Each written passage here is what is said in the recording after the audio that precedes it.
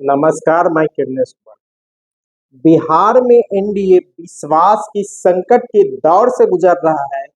न ही जदयू भाजपा पर विश्वास कर रहा है, न ही भाजपा जदयू पर विश्वास कर रही है। यही हाल भाजपा के साथ लोजपा का भी है।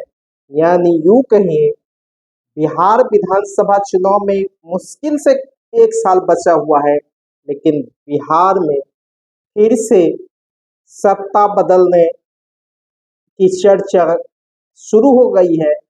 इससे सत्ताधारी दलों के बीच विश्वास में दरार पड़ने लगा है। हालांकि 6 महीना पहले ही बिहार में सत्ता परिवर्तन हुआ है।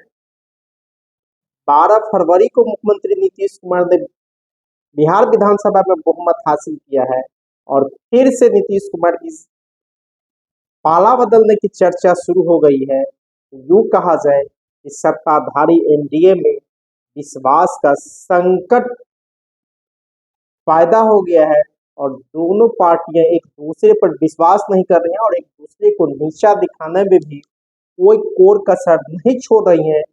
जदयू के राष्ट्रीय अध्यक्ष और बिहार के मुख्यमंत्री नीतीश कुमार भाजपा के राष्ट्रीय अध्यक्ष जेपी नड्डा के सामने 6 सितंबर को एक कार्यक्रम में कहा था कि अब गलती हो गई, 2 बार जाके राजद के साथ अब मैं नहीं जाऊंगा। लेकिन नीतीश कुमार 2 ही बार राजद के साथ नहीं गए हैं।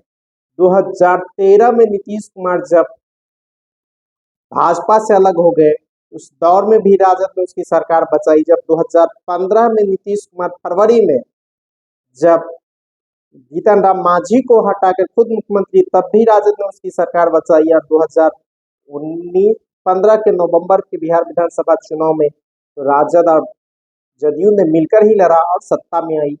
फिर 2022 में भी नीतीश कुमार की सत्ता राजद ने बचाई। तो कुल मिलाकर 4 बार राजद ने उसकी कुर्सी बचाई है।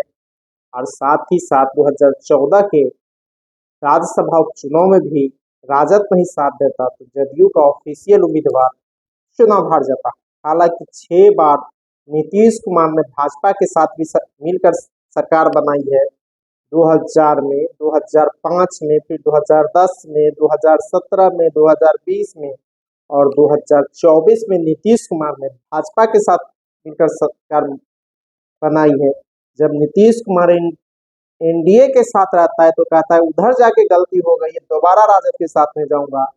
जब राजद के साथ रहते हैं तो नीतीश कुमार कहते हैं मिट्टी में मिल जाऊंगा लेकिन भाजपा के साथ नहीं जाऊंगा। यही कारण है कि न राजद के लोग नीतीश कुमार पर विश्वास कर रहे हैं, न भाजपा के लोग विश्वास कर रहे हैं।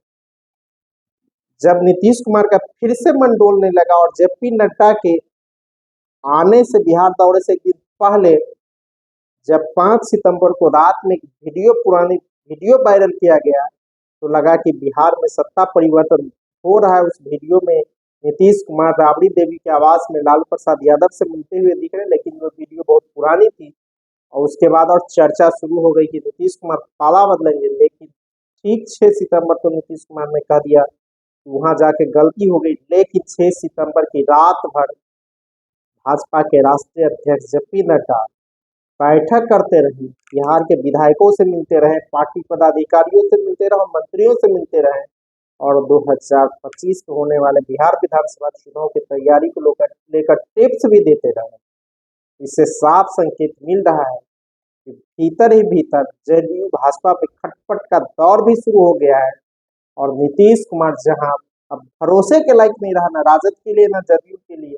हालांकि चर्चा यह भी शुरू है कि नीतीश कुमार कभी भी पाला बदल के राजद के साथ जा सकते हैं और यही हाल लोजपा का भी है। रामविलास पासवान की मृत्यु के बाद लोजपा में 2 फाड़ हो गया था और पशुपति कुमार पारस के नेतृत्व में 5 सांसद लोजपा के टूट गए थे और पशुपति कुमार पारस केंद्र में मंत्री भी बन गए थे और चिराग पासवान अकेले लोजपा के सांसद रह गए। फिर वही स्थिति इस बार बनती हुई दिख रही है। राजनीतिक गलियारे में चर्चा है कि लोजपा के 3 सांसद कभी भी टूट सकते हैं और भाजपा में जा सकते हैं और इसी से चिराग पासवान डरे हुए भी है।